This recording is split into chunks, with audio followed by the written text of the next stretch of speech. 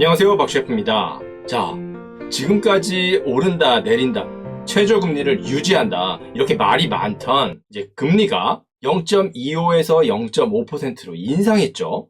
이제 그래서 결국 이렇게 인상이 됐는데, 이제 이번 영상에서는 이렇게 본격적으로 인상된 금리가 캐나다 부동산 시장과 모기지 시장에 잘 드러나지 않은 변수들과 함께 앞으로 어떤 방향성을 가질지 한번 살펴보려고 합니다. 자, 첫 번째 보시면 2018년 이후 처음으로 금리를 0.5%로 인상했다는 소식이죠. 아까 전에 제가 말씀드렸고요. 여기 보시면 올라가고 있죠, 이제. 그래서 이제 금리 인상이 시작됨으로 인해서 여기 보시면 2배의 이자율, 부동산에 대한 의미, 캐나다 모기지 차용인들은 더 높은 이자율 위험에 노출되었다 등등의 이제 이자율 상승과 관련된 많은 기사들이 있었는데요. 그런데 여기 보시면 부동산 시장이라는 범위 안에서 금리가 오를 때 결국 저희가 궁금한 건 주택 시장에 얼마나 어떻게 영향을 준다는 거잖아요. 그래서 많은 분들이 이제 모기지 이자율이 오르면 주택 가격에 영향을 주긴 줄 텐데 그 과정을 어떻게 생각하시냐면 일단 이자율이 상승하게 되면 매달 지급해야 하는 원금 대비 모기지 이자율이 상승하겠죠. 당연하죠. 그렇게 모기지 이자율이 상승하면서 그렇지 않아도 나름대로 연끌을 해서 모기지를 얻었는데 매달 지불해야 하는 이자액이 증가하면서 결국 체납이 늘어난다는 거죠. 그래서 그런 사람들이 결국 집을 시장에 내놓음으로 인해서 매물이 상승하고 매물이 증가함에도 불구하고 과거에 비해서 많이 비싸진 이자율 때문에 예전처럼 모기지도 저렴하게 빌리지 못하니까 이렇게 많이 증가한 매물을 소화할 수요도 감소하겠죠. 이제 그러므로 인해서 주택 가격이 하락한다는 사이클이죠. 이자율이 상승함으로써 주택 시장에 가장 큰 영향을 미친다는 그 과정을 따져봤을 때요. 그런데 제가 말씀드린 것처럼 모기지 이자율이 오르는데 이게 지금 이제 시작이 된 거잖아요. 그러니까 앞으로 계속 오를 텐데 그런데 이 기사에도 나온 것처럼 이자율이 지금 오르기 시작했는데 그리고 앞으로 오를 건데 여기서는 뭐라 그러냐면 자 금리가 부동산 시장에 영향을 주는 상황까지 상승하려면 최소 18개월이 걸릴 거라고 이 사람은 얘기하고 있어요. 이게 한 모기지 회사의 대표인데 뭐 이 말도 일리가 있죠.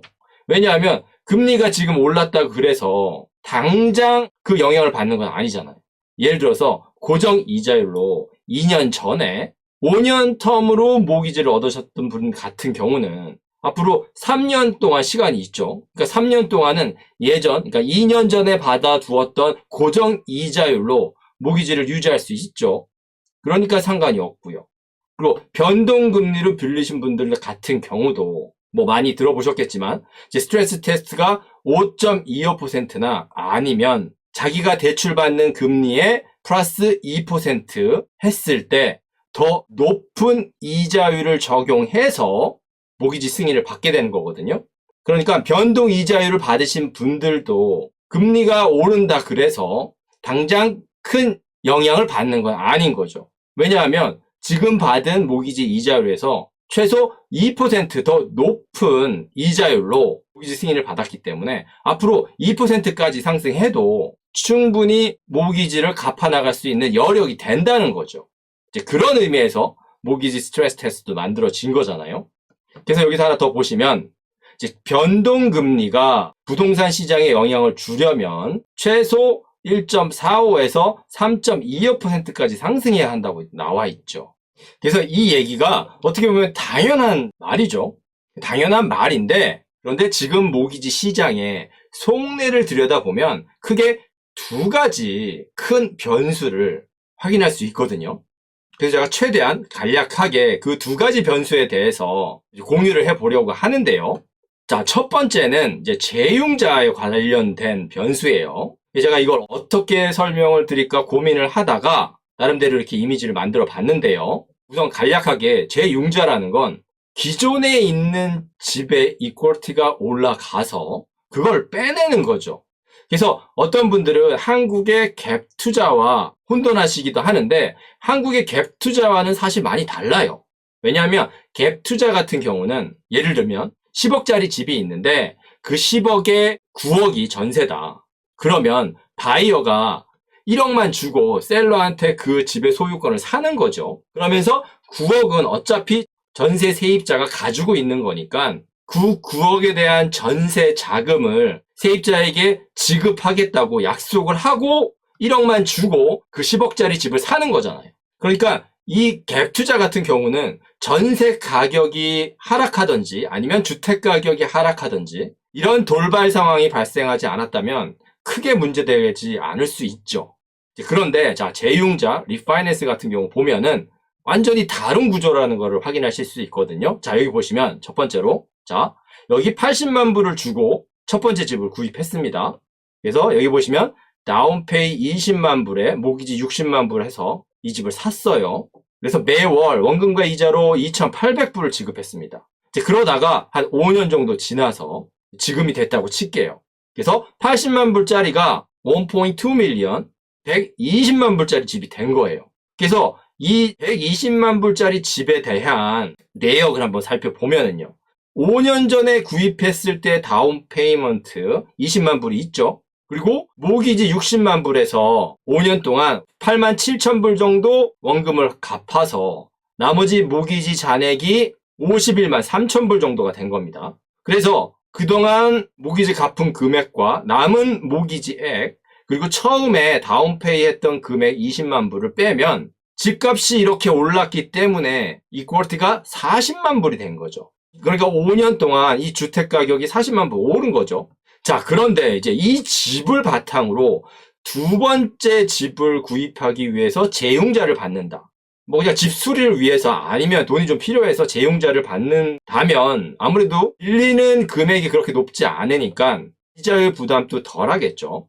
그런데 이렇게 40만 불 집값이 상승한 주택을 바탕으로 재융자를 받아서 두 번째 집을 산다 했을 때 어떻게 되는지 한번 살펴보면은요. 자, 여기 보시면 자, 두 번째 집은 100만 불이라고 가정을 했습니다. 그러니까 100만 불이 필요한 거죠. 이 주택을 구입하려면. 자, 그래서 두 번째 집을 구입하기 위해서 5년 동안 오른 그 시세 차액만큼 그러니까 40만 불을 그러니까 리파이낸싱을 한 거예요. 재용자를 받은 거예요. 그래서 두 번째 집으로 가져옵니다. 이제 그게 40만 불이죠. 그리고 지금 거주하고 있는 집에 51만 3천 불이라는 첫 번째 모기지가 아직 남아있죠. 그러니까 이 40만 불을 빼오기 위해서는 이 51만 3천 불과 40만 불을 더한 91만 3천 불의 모기지를 이 집에서 대출 받는 거죠. 그렇게 되는데 제가 설명을 드리면서 한꺼번에 설명을 드리면 이제 이해가 안 되실 수 있을 것 같아서 굳이 제가 이렇게 나누어 놓은 거거든요. 그래서 두 번째 집을 사기 위해서 anyway 40만 불이 필요하고 첫 번째 집을 유지하기 위해서는 51만 3천 불이 필요해서 모기지가 51만 3천 불, 그 두 번째는 40만 불이 필요하게 되는 거죠. 그 여기 monthly payment 같은 경우는 60만 불이 아니라 51만 3천 불이니까 좀 줄어들겠죠. 자, 그리고 나서 세 번째로 필요한 게 이제 이 집을 구입해서 클로징을 하려면 100만 불짜리인데 40만 불을 넣었으니까 60만 불에 해당하는 모기지가 또 필요하겠죠. 그래서 이제 60만 불을 이제 빌립니다. 이제 그렇게 되면 사실 이 세컨 하우스는 말이 내 첫 번째 집의 가치가 올라서 그 상승한 가치만큼의 금액을 빼서 두 번째 집 구입에 사용했다고 치지만 결국 다 빌린 돈이죠. 그러니까 빌린 돈이기 때문에 결국 뭐가 필요하죠? 예, 이자를 지불해야겠죠. 그래서 첫 번째 집에서 이만큼의 monthly payment가 발생하고 두 번째 집에서 40만 불을 빌렸고 60만 불을 빌렸으니까 그 빌린 금액에 대한 이자와 원금이 이렇게 발생하겠죠. 그래서 이 금액을 다 합하면 7천 불 정도가 되는 거죠. 그래서 다행히 이 집이나 두 번째 집이나 첫 번째 집이나 둘 중 하나를 렌털 프로퍼티로 사용을 해서 뭐 2,500불, 3,000불 이렇게 받을 수 있다면 매달 지불해야 할 원금과 이자액이 줄어들긴 하겠죠. 이렇게요. 그래도 첫 번째 집에 비해서는 2배죠, 거의. 그런데 이 렌트가 생각처럼 잘 나가지 않는다면 이 또한 변수가 되겠죠. 그러니까 재용자를 받는다는 개념이 이런 구조인데요. 문제는 이제 소득이죠. 뭐 소득이 이 비용을 다 커버할 수 있을 정도면 문제될 게 전혀 없죠. 근데 예를 들어서 이 첫 번째 집을 사서 5년이 지난 후에 소득이 한 10만 불이라고 칠게요. 가구 소득이요. 뭐 10만 불이면 그래도 작은 건 아니잖아요. 그런데 세금 보고 전 이제 10만 불이라고 쳤을 때 실제로 세금 떼고 못 떼고 다 하면 한 6만 5천 불 정도 되죠. 이제 그렇게 봤을 때는 6만 5천 불에서 이 5천 불이라는 비용이 굉장히 크죠. 보통 은행에서 모기지를 승인해 줄 때 소득 대비 주택에 대한 비용이 메이저 식스뱅크 같은 경우는 35%, 뭐 좀 더해주면 40%, 45%, 그리고 이자율이 좀 높아지면 50%까지도 가능한데 이 경우 같은 경우는 소득 대비 뭐 가스비라든지 전기료라든지 그리고 프로퍼티 텍스도 매년 내야 되잖아요. 이제 그렇게 따지면 1년 소득을 집 유지하는 데 다 쓰는 거죠, 결국은. 이제 그렇게 되는데 이제 이런 분들이 굉장히 많다는 겁니다. 얼마나 되는지는 알 수 없는데 모기지 상담을 하시는 중에 한 10분 중에 8분은 이런 분들이세요.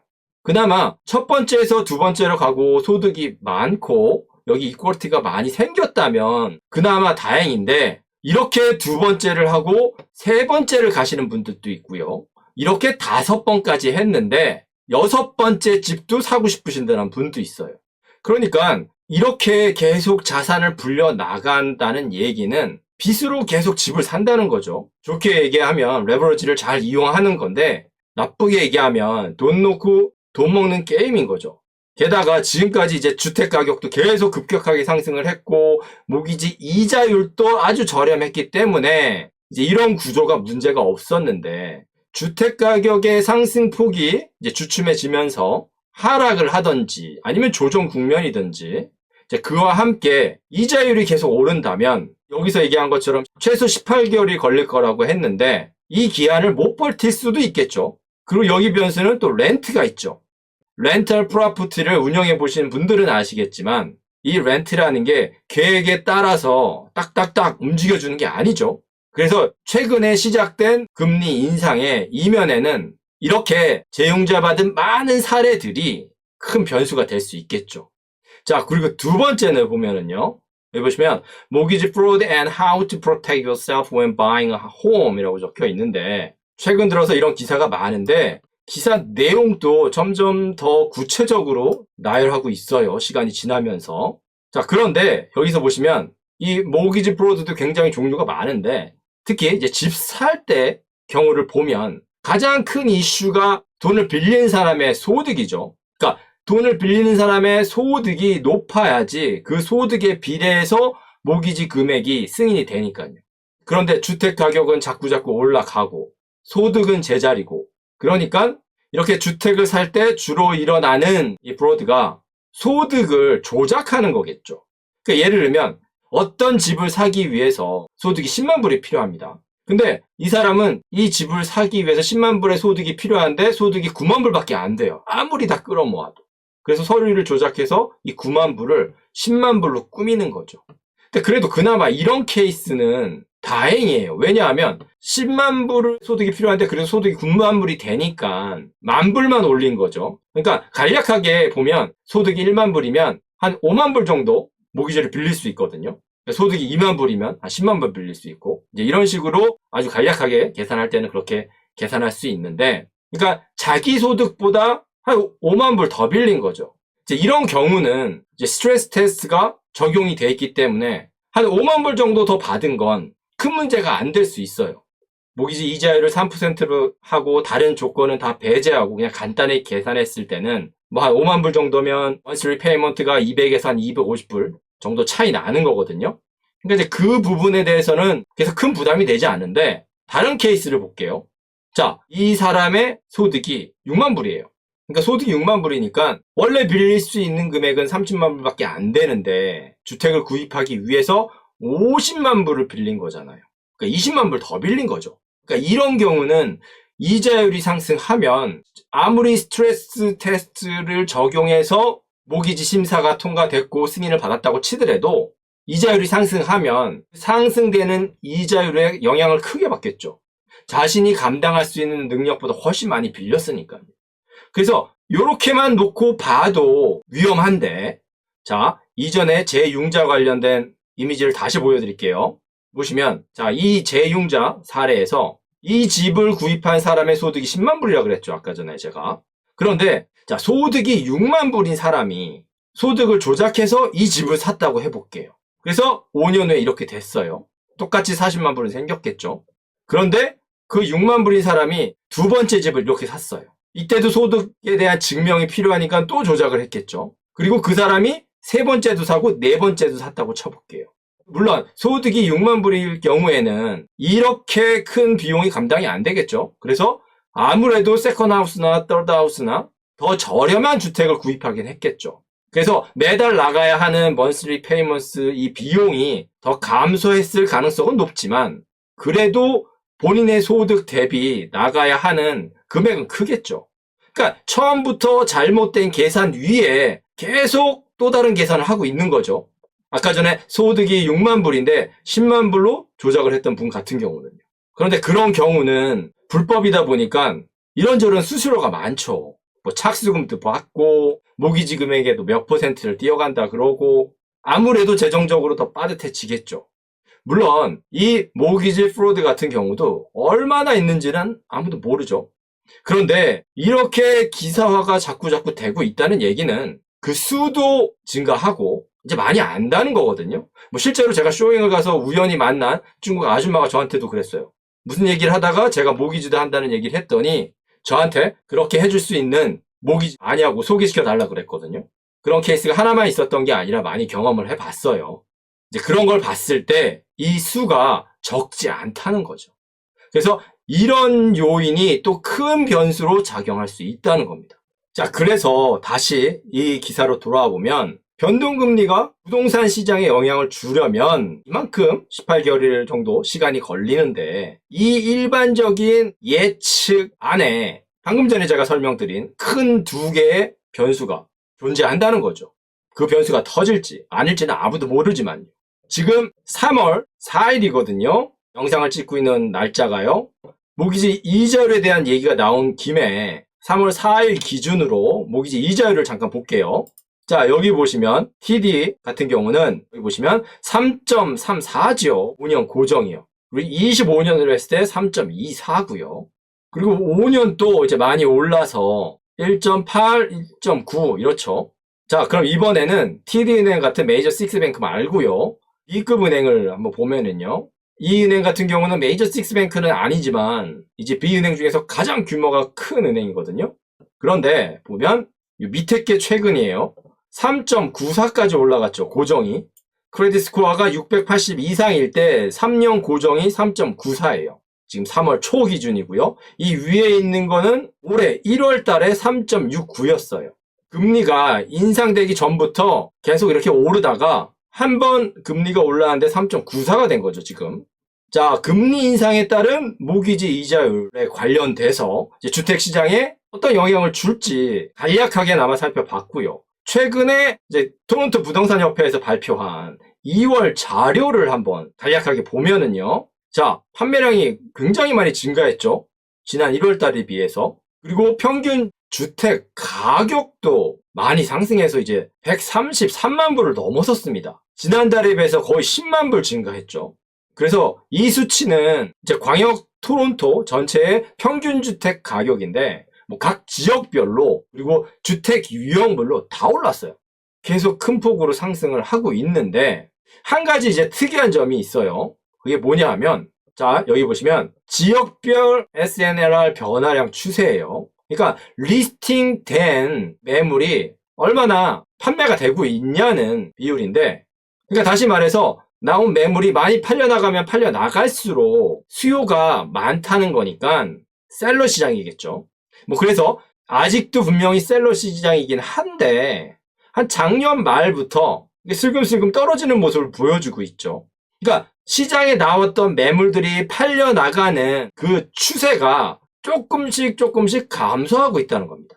최근 6개월치를 다시 볼게요. 자, 이쪽에 연두색이 주암 지역이라서 이 지역은 아직도 올라가는 분위기예요, 살짝. 제 생각에는 이쪽 지역이 아직도 그나마 저렴하기 때문에 잘 나가는 것 같은데, 다른 지역 같은 경우는 미비하긴 하지만 내려가고 있죠. 특히 시티 오브 토론토 지역에 내려가는 속도가 큰 차이는 안 납니다만 다른 지역에 비해서 조금 더 빠른 듯 하죠. 참고로 하나 더 보여드리면, 여기도 보시면 SNLR 수치가 낮아진 모습이 보이죠. 여기 보시면 1월이죠. 2022년. 그리고 페이버리 같은 경우는 이렇게 떨어졌죠. 차이가 많이 났죠. 지난달에 비해서 차이가 꽤 나죠. 자, 그래서 한 가지만 더 짚고 가면은요. 여기 보시면 주가사죠. 주가사는 뭐 부동산 회사라고 볼 수 있죠. 그러니까 이 회사의 특성상 웬만해서는 주택가격이 하락한다고 얘기하기가 쉽지 않겠죠. 그래서 여기 보면 주택가격이 하락한 건 금리 인상 영향도 있지만 더 큰 건 외국인 세금과 스트레스 도입이었다라고 얘기하고 있죠. 제가 지난번에 찍은 영상에서도 2017년 당시에 자료들을 가지고 와서 제가 설명해 드렸잖아요. 제가 여기에 첨부해 두었으니까요. 궁금하신 분들은 다시 한번 확인해 보시고요. 자, 그래서 2017년도에는 그랬지만 2022년 지금은 이 큰 두 가지 요인이 없고 금리 인상만 있기 때문에 다를 거라는 거죠. 게다가 제가 아까 전에 보여드렸듯이 시장이 지금 뜨겁죠. 판매량을 봐도 그렇고 평균 주택 가격도 그렇고요. 그런데 작년 말 그리고 1월 초까지만 해도 왜 그래프가 이렇게 하향을 보이고 있지? 라고 의구심이 드는데, 신규 매물이 팔려나가는 비율이 조금씩 감소하고 있다는 게 지금 부동산 시장에 매물이 나오는 속도를 보면 좀 여실하게 느껴집니다. 확연하게 이제는. 자, 여기 보시면 오포 숫자 감소와 오포에 기재된 가격의 하락, 쇼잉 횟수 감소, 오포 경쟁 실패 후 다시 리스팅하는 거래 증가라고 적혀 있죠. 그러니까 판매량과 평균 주택 가격은 계속해서 상승하고 있는데 시장 내부에서 이런 움직임이 보인다는 거죠. 그러니까 받는 오퍼 횟수도 좀 줄어들어서 경쟁이 조금 감소하는 듯하고, 예전에 비해서 오퍼에 기재되는 가격도 조금 줄어드는 것 같고, 쇼잉 횟수가 여기 나와 있죠. 제가 보여드릴게요. 이제 토론토 지역에서 단독주택이 얼마나 쇼잉되고 있는지 나타내는 그래프인데 감소되고 있는 모습을 보여주고 있죠. 2월 6일을 기점으로 해서요. 그리고 이제 이런 영향으로 오퍼 경쟁에서 실패하고 터미네이트 됐다가 다시 올리는 리스팅이 많아졌다는 거고요. 그래서 최근 통계 자료에서 확인할 수 있는 주택 평균 가격과 판매량의 확실한 증가를 우리가 확인할 수 있음에도 불구하고 실제 부동산 시장에서 이런 모습이 포착되고 있다는 겁니다. 그리고 이런 약간의 사인과 함께 또 하나 큰 건 여기 보시면 러시아의 우크라이나 침공을 유가 및 기타 원자재 가격이 상승하는 불확실성의 주요 원인이라고 나와 있죠. 그러니까 무슨 얘기냐면 이 우크라이나 사태는 모든 분들이 아실 거고, 여기 보시면 이러한 상황은 추가 인플레이션에 기여하고 이제 글로벌 성장에 부정적인 영향을 미친다는 거죠. 그러니까 제가 지금 정확하게 기억은 안 납니다만 최근에 본 기사에 의하면 이제 러시아와 우크라이나에서 생산되는 원자재가 굉장히 많아요. 뭐 석유는 물론 천연가스, 우크라이나 같은 경우는 밀도 있고요. 그리고 반도체에서 사용하는 다양한 자원들이 이제 이 두 나라에서 많이 수출이 됐는데 이제 그런 것들이 지금 다 중단되죠. 그러니까 당연히 인플레이션에 기여를 할 텐데, 근데 지금 그렇지 않아도 지금 인플레이션이 심화되고 있죠.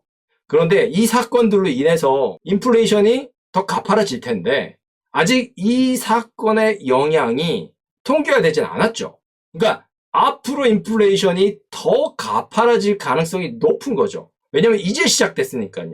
일주일 정도밖에 안 됐기 때문에 저희 실생활에 아직 영향을 주지 못하고 있다는 거죠.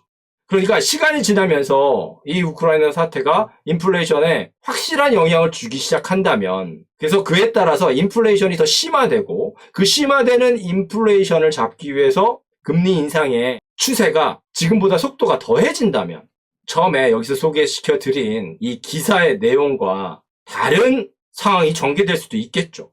그래서 앞으로 어떻게 변화할지 정말 예측하기 힘든 변동성이 높은 최근의 상황에서 부정적으로만 생각할 필요는 없지만 이 기사에서처럼 2017년에는 외국인 세금과 스트레스 때문에 집값이 크게 하락했다. 금리 인상은 이 이후에 시행되었기 때문에 영향을 주지 못할 거라. 그냥 이렇게만 생각하기에는 모순이 크죠. 위험할 수도 있고요. 그래서 이번 영상에서는 금리 인상과 함께 앞으로의 부동산 시장이 전체적인 경제 상황의 변화에 따라서 어떻게 변화할지, 토론토 모기지 부동산 시장의 속내막을 몇 가지 사례로 말씀드리면서 조금이라도 더 예측해 보려고 노력했습니다. 최대한 객관적인 많은 데이터를 바탕으로 이 영상을 만들려고 노력하고 있지만, 그래도 이 영상을 만드는 사람이 저라는 사람이니까 아무래도 개인적인 의견도 포함될 수 있겠죠? 그런 부분에 대해서는 양해를 부탁드리고, 본인의 상황에 이런 정보들이 어떻게 적용이 될지 참고하는 수준으로 이 영상이 활용됐으면 좋겠습니다. 네, 오늘은 여기까지만 하겠습니다. 지금까지의 영상이 도움이 되셨다면 좋아요, 구독, 알람 버튼 부탁드립니다. 지금까지 박셰프였습니다. 감사합니다.